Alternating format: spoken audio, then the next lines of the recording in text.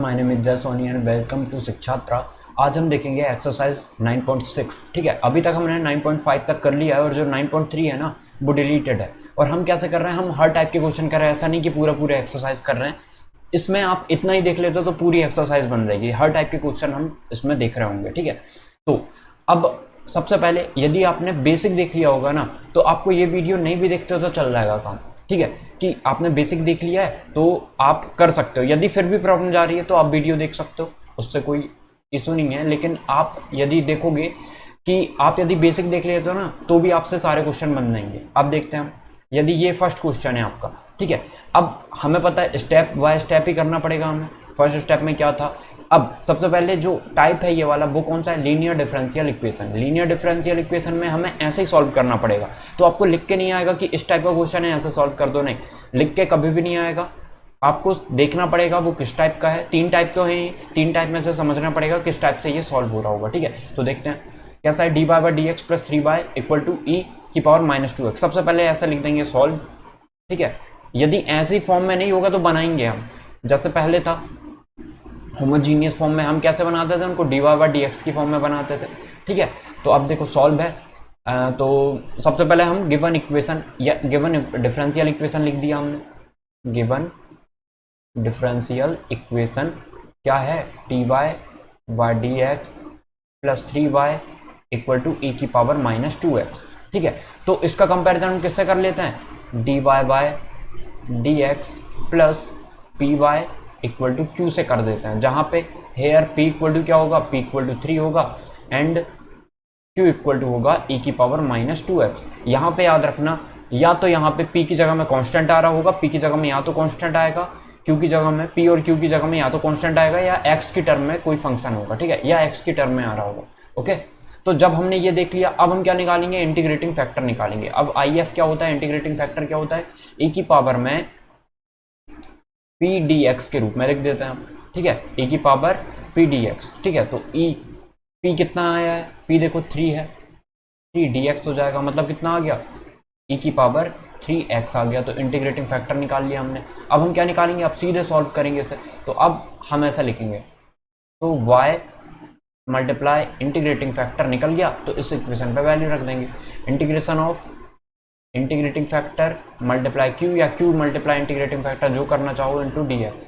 ठीक है, ये हो गया, बस इसे सॉल्व कर दो, आंसर आ जाएगा। तो y इंटीग्रेटिंग फैक्टर कितना निकला है, e की power 3x equal to integration integrating factor कितना है, e की पावर 3x, q कितना है, e की पावर -2x, यही है, बस सॉल्व कर लो, ये dx आ गया।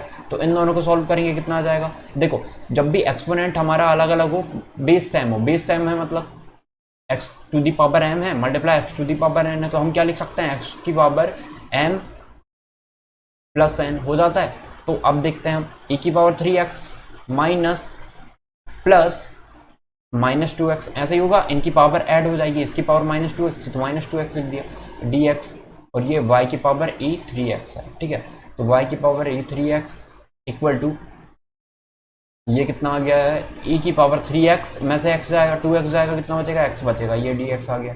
ठीक है, तो y e की पावर 3x इक्वल टू कितना आ गया, e की पावर x प्लस c। तो e की पावर x प्लस c आ गया। अब एक काम करो, e की पावर x को इस तरफ ले आओ, तो y e की पावर x कॉमन निकल जाएगा, e की पावर x कॉमन निकल जाएगा, 1 सेकेंड, e की पावर x यदि कॉमन निकल जाएगा, यहाँ पे इसको रेस कर देते हैं ताकि कंफ्यूज ना हो। e की पावर x यदि कॉमन निकलेगा तो क्या बचेगा अंदर, y e की पावर 2x, ठीक है, और -1 इक्वल टू c। ये आपका राइट आंसर होगा। ठीक है, ऐसे आंसर लिख सकते हो।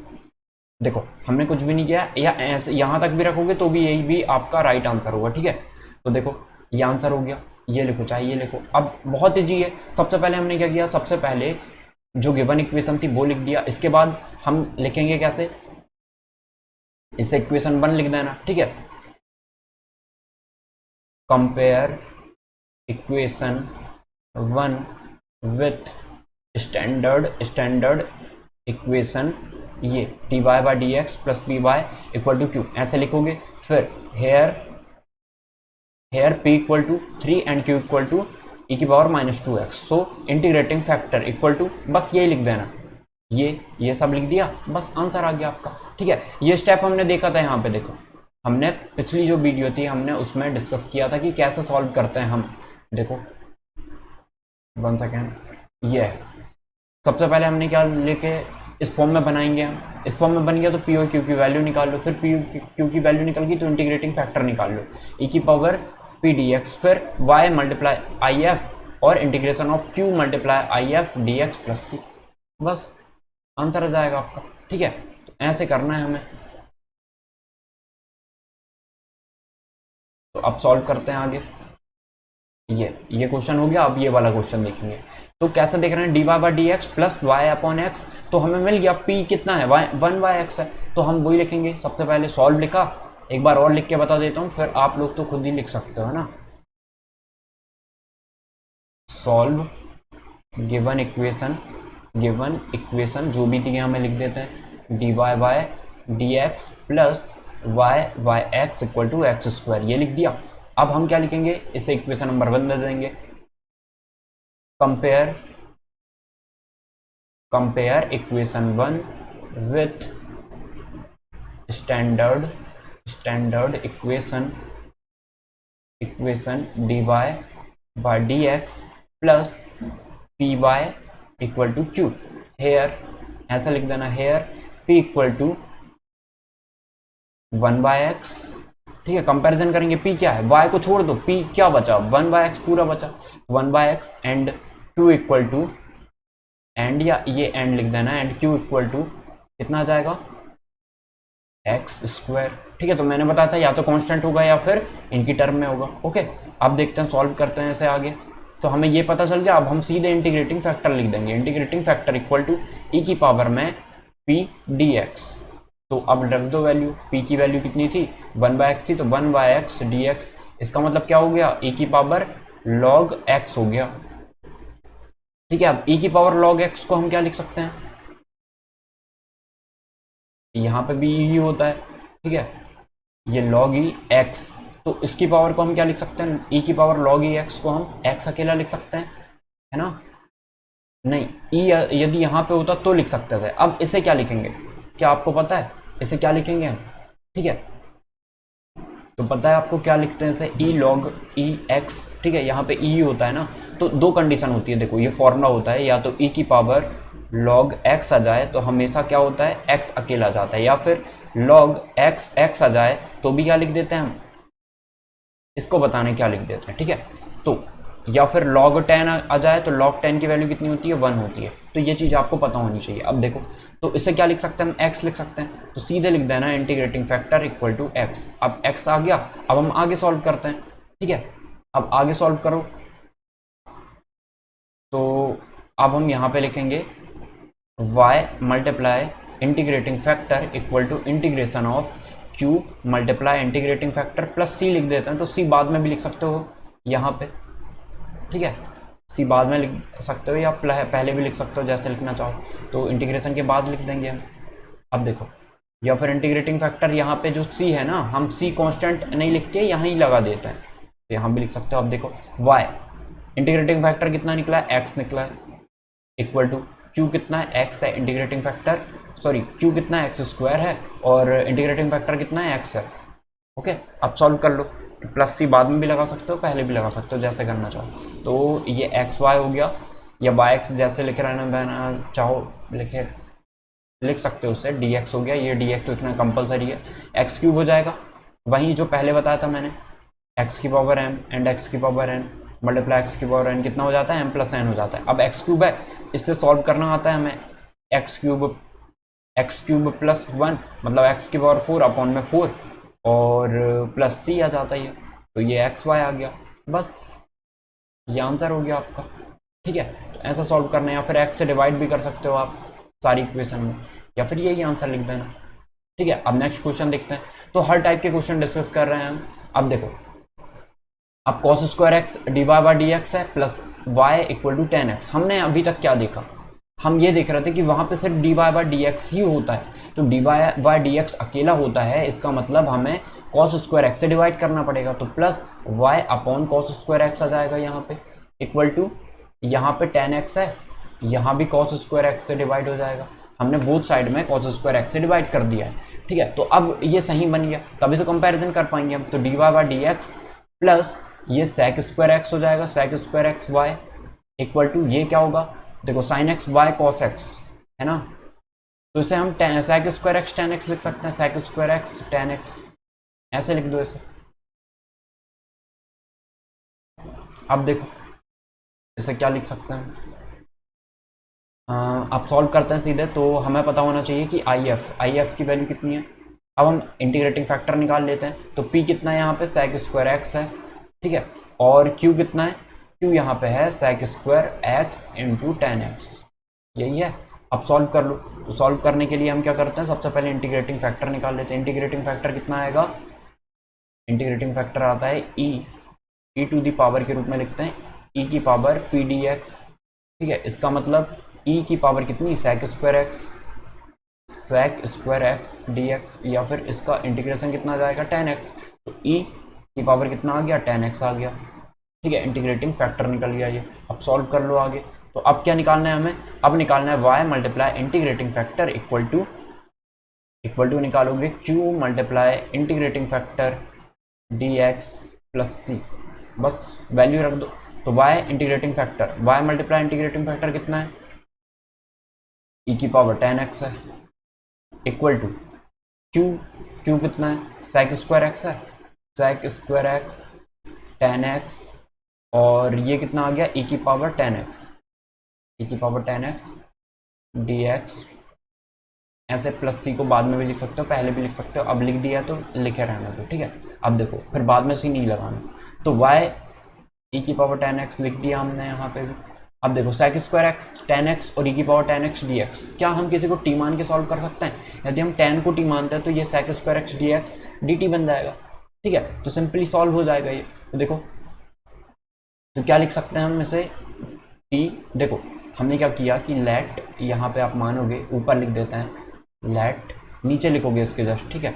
Late ten X equal to T. So इसका डिफ्रेंसिएशन करोगे एक्स के रिस्पेक्ट में तो कितना जाएगा, sec square X D X equal to D T, यही आएगा। तो अब सेक स्क्वायर डी एक्स को क्या लिख सकते हैं, सेक स्क्वायर एक्स और डी एक्स को डी टी लिख सकते हैं। तो टी लिखोगे नीचे, ठीक है, यहाँ पे। तो टी, अब ये कितना बन गया है, टी बन गया है ना, ये टी बन गया तो टी लिख दिया, ये पूरा डी एक्स के साथ डी टी बन गया और e की पावर टी बन गया और ये डी टी प्लस सी। अब सॉल्व कर लो इसे। तो y e की पावर टेन एक्स है इक्वल टू, अब फर्स्ट फंक्शन सेकंड फंक्शन मान के सॉल्व कर लेते हैं। तो आपको पता होगा ILATE, इससे क्या होता है, देखो I मतलब होता है इनवर्स ट्रिग्नोमेट्री, L मतलब होता है लॉग वाले, A मतलब होता है एल्जेब्रिक फॉर्म, T मतलब होता है ट्रिग्नोमेट्री, ठीक है, और E मतलब होता है एक्सपोनेंशियल। तो एक्सपोनेंशियल को सबसे बाद में मानेंगे। तो फर्स्ट फंक्शन ये हो जाएगा हमारा। तो फर्स्ट फंक्शन सेकंड का इंटीग्रेशन माइनस फर्स्ट का डिफरेंशिएशन और सेकंड का इंटीग्रेशन फिर डी टी। अब सॉल्व कर लेते तो टी, ई की पावर टी आ गया, ये माइनस ये कितना हो गया, डिफरेंशिएशन करेंगे तो कितना आ जाएगा, वन आ जाएगा, और फिर ई की पावर टी का करेंगे, ई की पावर टी आ जाएगा डी टी, और ये सबके लिए भी डी टी लिखते हैं यहाँ पे। तो देखो ई की पावर, ये तो वन बन गया, वन इंटू ई की पावर टी, इसका इंटीग्रेशन क्या होगा, ई की पावर टी होगा, तो ई की पावर टी आ जाएगा पूरा। सॉल्व करेंगे तो फिर से, तो ई की पावर टी आ गया। अब ई की पावर टी, एक काम करो टी की वैल्यू रख दो, तो टेन एक्स आ जाएगी, ई की पावर प्लस सी चल रहा है साथ में, ई की पावर टेन एक्स है ना, और ई की पावर टेन एक्स हो गया। तो यहाँ पे क्या बचा, टेन एक्स बचा, माइनस वन बचा, प्लस सी, और यहाँ पे भी y ई की पावर टेन एक्स, ठीक है। तो यही आपका आंसर होगा। फर्दर आगे भी सॉल्व कर सकते हो अब आंसर में जैसे दिया होगा, ओके। तो अब नेक्स्ट क्वेश्चन देखते हैं। या फिर आप इसे ई की पावर टेन एक्स को, यहाँ भी दिख रहा है यहाँ भी, तो कैंसिल आउट भी कर सकते हो, डिवाइड कर सकते हो, तो y अकेला जाएगा। तो बोथ साइड में ई की पावर टेन एक्स से डिवाइड कर दिया, तो ये भी कैंसिल, ठीक है। ये वाला टेन एक्स कैंसिल, तो ten X minus one plus C की पावर आ जाएगी c अपॉन में ई की पावर टेन एक्स। या फिर इसे और आगे करके क्या लिख सकते हो, इसे ई की पावर, इसको क्या लिख सकते हो वो बता रहा हूँ, ई की पावर टेन इनवर्स एक्स, ऐसे भी लिख सकते हो सी के मल्टीप्लाई में, ठीक है। तो जैसा लिखना चाहो आंसर आ जाएगा आपको, ओके। अब देखते हैं नेक्स्ट क्वेश्चन। तो अब हमें दिया X log X D Y by D x plus Y upon में two Y X log X, ठीक है। तो ये क्वेश्चन भी है। अब ऐसा नहीं कि बहुत हार्ड मत समझना क्वेश्चन को, बहुत इजी क्वेश्चन है, ठीक है, बस थोड़ा सा दिमाग लगाना है, आंसर आ जाएगा। तो सॉल्व करने की कोशिश करते हैं इसे भी, क्या आप लोग करोगे इस क्वेश्चन को। तो वही जो मैंने बताया था, यहाँ पे सिर्फ dy बाई डी एक्स होना चाहिए। थोड़ा सा हिंट दे देता हूँ इस क्वेश्चन में, ठीक है। देखो dy बाई डी एक्स होना चाहिए, तो dy बाई डी एक्स लिख दिया हमने। अब हम क्या करेंगे, x log x से डिवाइड करते चलो, तो 1 यहाँ पे आ जाएगा, प्लस फिर y के अपॉन में x log x equal to, यहाँ भी log x से डिवाइड करेंगे, log x से log x कैंसिल हो जाएगा, ठीक है। और क्या आ जाएगा, 2 के अपॉन में एक्स स्क्वायर। अब देखो बहुत इजी क्वेश्चन बन गया। तो आपका जो है 1 के अपॉन में एक्स लॉग एक्स पी हो गया, 1 के अपॉन में एक्स लॉग एक्स, ये पी की वैल्यू हो गई, और क्यू की वैल्यू है 2 अपॉन में एक्स स्क्वायर। बस सॉल्व करना, आंसर आ जाएगा, ठीक है। अब नेक्स्ट क्वेश्चन देखते हैं। ये क्वेश्चन देखो, अब यहाँ पे y दिया हुआ है, तो इसको हम सबसे पहले तो इक्वेशन बना लेते हैं, D Y D X minus, minus में ले आओ इसे, y इक्वल टू 0 ऐसे लिख सकते हैं। तो जो q है हमारा वो 0 है, ऐसे याद रखो, तो q 0 है। अब इस टाइप के क्वेश्चन को कैसे सॉल्व करेंगे वो देख लो। यहाँ पे क्या है, x plus 3y square whole square है। अब एक काम करो, बोथ साइड में इससे डिवाइड कर दो, तो dy बाय डी एक्स इतना आ जाएगा, माइनस y के अपॉन में 3 plus 3y square equal to 0। यहाँ से डिवाइड करेंगे तो 0 ही आ जाएगा। अब देखो p की वैल्यू कितनी आ गई है, p आ गया है -1 अपॉन 3 प्लस 3y स्क्वायर, इतना आ गया है। अब p की वैल्यू इतनी आ गई, और q की वैल्यू देखो, q की वैल्यू है 0। अब बस सॉल्व करना है, आंसर आ जाएगा, ठीक है। तो इंटीग्रेटिंग फैक्टर निकाल, लेकिन ऐसे में हम देखेंगे कि बहुत ज़्यादा डिफिकल्टी जाएगी आप लोगों को, ठीक है। ऐसे में आपको बहुत ज़्यादा डिफिकल्टी जाएगी, तो हम क्या करते हैं, ये इस टाइप के क्वेश्चन आपके डिलीटेड हैं, ठीक है। फिर भी मैं बता देता हूँ आपको कि यदि हम क्या काम करें, इसे हम इस तरीके से लिखते हैं, देखो dy by D X equal to, हम डिवाइड कर देते हैं दोनों तरफ, तो y अपॉन में x प्लस 3y स्क्वायर, ऐसे तो लिख ही सकते हैं। देखो हमने दोनों तरफ, दोनों साइड में डिवाइड कर दिया, तो यहाँ से सीधे ये मिल जाएगा हमें, ठीक है। अब हम क्या काम करते हैं, देखो अब हम क्या काम करें, यहाँ पे इसको पलट देते हैं, dx अपॉन dy। क्यों पलटा, क्योंकि हमें पता है यदि हम इस तरीके से लिखेंगे तो हमें कुछ ना कुछ मिल जाएगा। कैसे मिलेगा पता है, देखो यहाँ तो हम इसके पार्ट बना के नहीं कर सकते कि y के अपॉन में x ले लिया, y के अपॉन में 3y स्क्वायर नहीं ले सकते, लेकिन हम ऐसे कर सकते हैं, यदि हमने डी अपॉन ये बदला तो x प्लस 3y स्क्वायर के अपॉन में क्या आ जाएगा, y आ जाएगा। या फिर इसे और क्या लिख सकते हो, x अपॉन में y plus 3y square upon में y, तो एक बार से एक बार कैंसिल हो गया, तो देखो कितना आ गया, dx अपॉन dy है, माइनस एक्स वाई इस तरफ ले आओ, तो x अपॉन में y आ गया, माइनस 3y स्क्वायर आ गया, तो इक्वल टू में ही रहना दो, 3y स्क्वायर।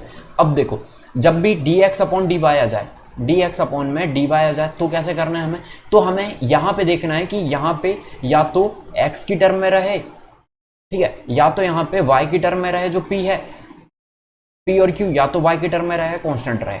जैसे हम x रहता था तो अलग तरीके से देखते थे, y रहता तो अलग तरीके से देख रहे हैं, तो वही चीज है। देखो ये कंफ्यूजन नहीं होना, dy बाई डी एक्स है plus P Y equal to Q. यदि यहाँ पे p देखे, ये डिलीटेड क्वेश्चन है आपके, क्योंकि इस टाइप के क्वेश्चन उन्हें हटा दिया। देखो तो p हम यहाँ पे क्या देख रहे थे, y के साथ जो p होता है वो हमेशा x की टर्म में होना चाहिए, तो वही है, x के साथ जो आपको दिख रहा है p वो हमेशा y की टर्म में हो या कॉन्स्टेंट हो, तो वही दिख रहा है यहाँ पे। अब देखो इसको भी आसानी से कर सकते हैं, तो p की वैल्यू कितनी आ जाएगी, यहाँ पे देखें हम, तो p की वैल्यू कितनी आ गई है, p की वैल्यू आ गई -1y बाय, और q की वैल्यू कितनी आ गई है, 3y स्क्वायर। बस इंटीग्रेटिंग फैक्टर निकाल लो, तो बस चेंजेस इतना आएगा कि अब जो है हम e की पावर में p तो लिख रहे होंगे, लेकिन dx की जगह में dy लिखेंगे।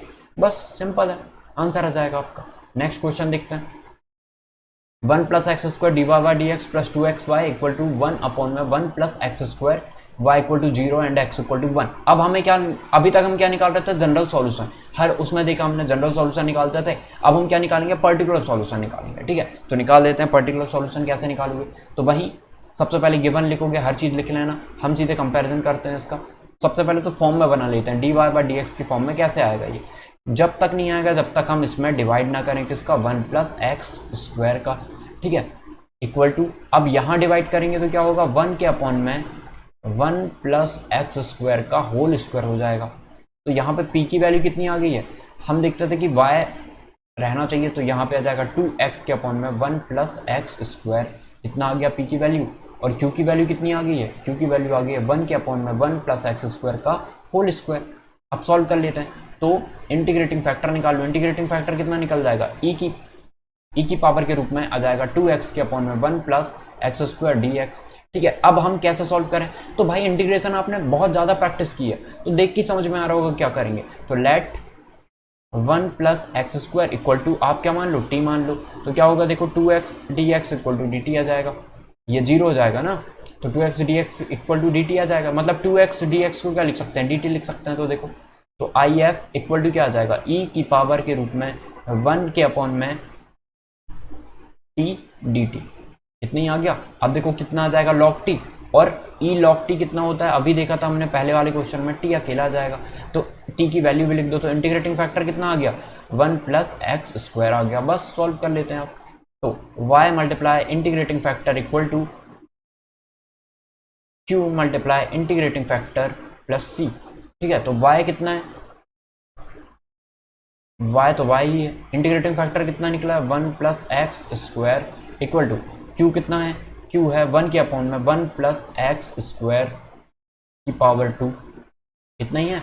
और इंटीग्रेटिंग फैक्टर कितना निकला है 1 प्लस एक्स स्क्वायर निकला है, प्लस c का c लिख दो। तो एक 1 प्लस एक्स स्क्वायर से एक कैंसिल हो जाएगा, बचेगा एक, तो 1 plus X square equal to क्या आ गया, 1 अपॉन में 1 प्लस एक्स स्क्वायर आ गया। ठीक है, प्लस c, dx लिखना जरूरी है, यहाँ पे dx लिख लेना, यहाँ भी dx लिख लेना। अब सॉल्व करते हैं, तो y 1 plus X square equal to, ये क्या बन जाएगा, tan इनवर्स x बन जाएगा, tan इनवर्स x बन गया और प्लस में c आ गया। इसका फॉर्मूला है ना, एक बार चेक कर लेना, यही होता है। यानी अब y और x की वैल्यू दी है, तो इसे इक्वेशन नंबर 1 दे दो और वैल्यू रख दो, तो वैल्यू कितनी आ जाएगी, देखो y की वैल्यू 0 रख दो, तो ये 0, और x की वैल्यू 1 रख देते हैं, तो 1 प्लस 1 का square equal to tan inverse 1 plus c रख देते हैं वैल्यू, तो ये 0 पूरा 0 कर देगा इसको। ठीक है, तो ये 0 है, tan इनवर्स 1 मतलब tan pi by 4, tan pi by 4 की वैल्यू 1 होती है, प्लस c tan 45 की। ठीक है, 45 भी होता है ना 180 बाय 4, हाँ, तो देखो, तो ये tan इनवर्स पाई बाय 4 है, तो कितना आ गया है, पाई बाय 4 आ गया, तो उस तरफ पहुंचा दो, तो माइनस पाई बाय 4 हो जाएगा, मतलब c की वैल्यू कितनी आ गई, माइनस पाई बाय 4, ये पाई बाय 4 अकेला जाएगा, tan inverse tan pi by 4, तो पाई बाय 4 की वैल्यू रख देना यहाँ पे इक्वेशन 1 पे, तो 1 plus X square equal to tan inverse x, और ये पर्टिकुलर सॉल्यूशन निकल गया आपका। माइनस में था पाई बाय 4, तो माइनस में लिख देते हैं, तो देखो, हाँ ये है माइनस पाई बाय 4 लिख दिया, बस यही आपका आंसर होगा। पर्टिकुलर सॉल्यूशन में c की वैल्यू निकालते हैं। जे ऐसे क्वेश्चन हम 2-3 टाइप से कर चुके हैं ना, होमोजीनियस में भी यही किया है हमने पार्शियल में भी किया है यही, कि हम जो है अलग अलग पार्ट में करके भी वही कर रहे थे। ठीक है, अब देखते हैं नेक्स्ट क्वेश्चन। तो D Y by D x plus 2y tan x equal to sine x Y equal to 0 when x equal to pi by 3। ठीक है, तो एक क्वेश्चन ये हो गया, तो इसे सॉल्व करना है अब हमें। तो बहुत ईजी है ये भी, देखो हल्की से हिंट दे देता हूँ इसमें भी। डी वाई बाई बना ही हुआ है, सीधे p इक्वल टू क्या लिख दोगे, 2 tan x लिख दोगे, 2 tan x, सॉरी हाँ, D Y by D X ही है ना, D X by D Y होता तो चेंज होता, 2 tan x आ जाएगा इक्वल टू, यहाँ पे एंड क्यू इक्वल टू कितना आ गया, साइन एक्स। बस इंटीग्रेटिंग फैक्टर निकाल लो, वैल्यू रखना, आंसर आ जाएगा। अब फिर c की वैल्यू आएगी तो y इक्वल टू 0 रखोगे और x इक्वल टू लिखोगे पाई बाय 3, बस आंसर आ जाएगा। ठीक है, अब देखते हैं हम नेक्स्ट क्वेश्चन, ये वाला। ठीक है, ये अच्छा क्वेश्चन है। तो देखो लैंग्वेज वाले क्वेश्चन में हमें घबराना बिल्कुल भी नहीं है। ठीक है, बहुत ईजी क्वेश्चन होते हैं। हमें क्या बोल रहा है, सबसे पहले हमें लैंग्वेज पढ़ना है, एक बार पढ़ो, नहीं समझ में आता दूसरी बार पढ़ो, 2 बार में समझ में आ जाएगा, या फिर हिंदी वाले से रिलेट करके देख लो। ठीक है, हिंदी इंग्लिश दोनों कवर करके पढ़ोगे तो आ जाएगा आसानी से समझ में कि हमें क्या करना है। अब देखो, find the equation of a curve, हमें कर्व की इक्वेशन बतानी है, passing through the origin given that the slope of the tangent to the curve at any point x y is equal to the sum of the coordinates of the point. ठीक है, तो देखो question हमें क्या कह रहा है कि find the equation of a curve passing through the origin, वो ओरिजिन से पास कर रही है। ठीक है, एक कर्व है जो ओरिजिन से पास कर रही है, तो हमें किस पे पॉइंट पे निकालना पड़ेगा, 0 0 पे निकालना पड़ेगा। याद रखना x की वैल्यू कितनी है, 0 है, y की वैल्यू कितनी है, 0 है। ये रखोगे तो c की वैल्यू आएगी, फिर आंसर निकलेगा। Given that the slope of the tangent to the curve at any point x y is equal to the sum of the coordinates of the point. ठीक है, समझ में आया क्या बोल रहा है। Tangent, the slope of the tangent क्या होती है, स्लोप कभी भी याद रखना dy बाय dx होती है। ये क्वेश्चन हमने पहले भी किया है, इस टाइप के मैंने बताया था आपको। किस क्वेश्चन में, प्रीवियस जो पार्ट बनाया हमने पार्ट 2 में, पार्ट 1 में बताया था शायद। ठीक है, तो वहां से देख लेना एक बार, है ना। और इस टाइप का जस्ट इसके बाद वाला क्वेश्चन है आपका एनसीईआरटी में, तो वो भी सॉल्व करोगे। तो देखो हमें क्या बोला है कि the slope of the tangent, एक टेंजेंट है जिसकी स्लोप कितनी दी है, dy by dx to the curve at any point x y is equal to the sum of the coordinates of the point. तो जो टेंजेंट का स्लोप है वो किसके इक्वल है, इन कोऑर्डिनेट के सम के इक्वल है, x प्लस वाई के इक्वल है। बस सिंपल है। अब सॉल्व करना है, आंसर आएगा। तो देखो dy बाय dx है, तो हमने क्या किया, dy बाय dx है, इसको हमने minus y equal to x वाली फॉर्म में लिख ली, क्योंकि y ही आता है यहाँ पे। तो देखो p इक्वल टू कितना हो गया, -1 आ गया, q इक्वल टू कितना आ गया, q इक्वल टू x आ गया। बस अब हम क्या करते हैं, इंटीग्रेटिंग फैक्टर निकाल लेते हैं। इंटीग्रेटिंग फैक्टर क्या होता है, इंटीग्रेटिंग फैक्टर होता है 1 सेकेंड, e की पावर p dx होता है। ठीक है, इसके बाद हम मिक्स क्वेश्चन करेंगे, तो वो पार्ट जरूर देखना आप लोग। मिक्स क्वेश्चन में क्या रहेगा कि आपको समझ में आएगा कि किससे करें हम। ठीक है, तो ज़्यादा अच्छा रहेगा। तो देखो किस मेथड से करें, तो उसमें और ज़्यादा कॉन्सेप्ट क्लियर होंगे, क्योंकि मिक्स टाइप ही क्वेश्चन आएंगे आपके। ऐसे लिख के नहीं आएगा कि आप होमोजीनियस से कर दो, ऐसे नहीं आएगा। हाँ, कभी कभी आ सकता है कई कंडीशन में कि चेक करो कि ये होमोजीनियस है या नहीं, होमोजीनियस डिफरेंशियल इक्वेशन है या नहीं, यदि है तो इसे सॉल्व करो आगे, या पर्टिकुलर सॉल्यूशन निकालो, तो ऐसा भी आ सकता है। ठीक है, तो देखते हैं IF इंटीग्रेटिंग फैक्टर e की पावर -1 dx, तो e की पावर कितनी आ जाएगी, -x आ जाएगी, तो इंटीग्रेटिंग फैक्टर निकल गया। अब क्या निकाल लो, अब y integrating factor equal to, सीधे इक्वेशन निकाल लेते हैं। तो ये होता है q कितना है, x है, तो सीधे e की पावर x लिख दें क्या इंटीग्रेटिंग फैक्टर की जगह में, -x मल्टीप्लाई q कितना है, इंटीग्रेटिंग फैक्टर कितना है, e की पावर -x है, dx प्लस c। बस सॉल्व कर लेते तो y e की पावर -x है, फर्स्ट फंक्शन सेकंड फंक्शन मान के सॉल्व कर लो, तो ये है e की power -x dx minus dy dx x। ठीक है, मल्टीप्लाई इंटीग्रेशन ऑफ e की पावर -x dx, और पूरे के लिए भी dx आ जाएगा। सॉल्व कर लो, तो ये x है, e की पावर -x का -x, और माइनस और लग जाएगा बाहर, वैसे ही माइनस यहाँ पे x का 1 हो जाएगा, e की पावर -x का माइनस e की पावर x आएगा, तो प्लस हो गया ये e की पावर -x। फिर dx के रिस्पेक्ट में करना है, तो -x e की पावर -x, और माइनस c जोड़ते चलना है। ठीक है, c जोड़ते चलेगा, तो e की पावर x और e की पावर -x, मतलब फिर से माइनस e की पावर -x हो जाएगा, प्लस c। अब सॉल्व कर लेते हैं e की पावर -x से, ये e की पावर -x से एक काम करो, डिवाइड कर दो, तो ये बचेगा -x, ये बचेगा -1, और ये आ जाएगा c e की पावर x। डिवाइड कर रहे हैं तो अपॉन में e की पावर -x आता है, ऊपर जाके प्लस में बन गया, तो ये आ गया है। अब एक काम करो, वैल्यू रख दो। हम क्या कह रहे हैं, स्लोप कहाँ से जा रही है, at any point is equal to the sum of the origin to the origin. Origin से जा रही है, मतलब x equal to 0 and y equal to 0। If x equal to 0 and y equal to 0, रख दो वैल्यू, y की value भी 0, x की वैल्यू भी 0, तो -1 प्लस c e की पावर x। ठीक है, यही आएगा। तो अब c की वैल्यू निकालना है हमें, तो निकाल लेते हैं c की वैल्यू कितनी आएगी। तो -1 इस तरफ आ जाएगा, प्लस का 1 होगा, c e की पावर x है, c की वैल्यू क्या आ जाएगी, 1 की पावर e की power x equal to c, या c की वैल्यू आ गई e की पावर -x। तो अब ये वैल्यू ले जाके इक्वेशन नंबर 1 में रख देना, आंसर आ जाएगा आपका। ठीक है, इसमें रख देना वैल्यू, तो e की पावर 2x आ जाएगा। देखो अब इक्वेशन क्या बन गई आपकी, y equal to -x -1 plus e की पावर x, e की पावर x है, और c की वैल्यू क्या है, e की पावर -x, मतलब ये 1 बन गया। देखो ये क्या बन गया, पॉजिटिव 1 बन गया, है ना। देखो e की पावर x है, अपॉन में क्या लिखते हैं, e की पावर x कैंसिल हो जाता है ये, तो +1 से -1 कैंसिल, मतलब y इक्वल टू -x। ये आ गया आपका आंसर।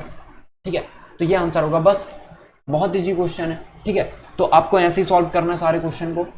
अब हम इसके बाद मिक्स क्वेश्चन देखेंगे ताकि आपके सारे कॉन्सेप्ट क्लियर हो जाएं, ठीक है। तो उससे क्या होगा, जैसे ही आप वो क्वेश्चन कर लेते हो ना तो और क्लियरिटी आएगी कॉन्सेप्ट में। ये पार्ट आप देख रहे हो, प्रैक्टिस कर लो, एनसीईआरटी के सारे क्वेश्चन लगा लो, वहाँ पे हम देखेंगे कि मॉडल पेपर में जो क्वेश्चन आए हैं, मिसलिनियस में जो क्वेश्चन आए हैं, या जिस टाइप के हमने अभी इतने पार्ट में सॉल्व नहीं किया है वो सारे क्वेश्चन कवर अप कर लेंगे हम, ठीक है। तो आपको बहुत ज़्यादा फायदा होगा। तो वो नेक्स्ट वीडियो में देखते हैं। Okay, thank you.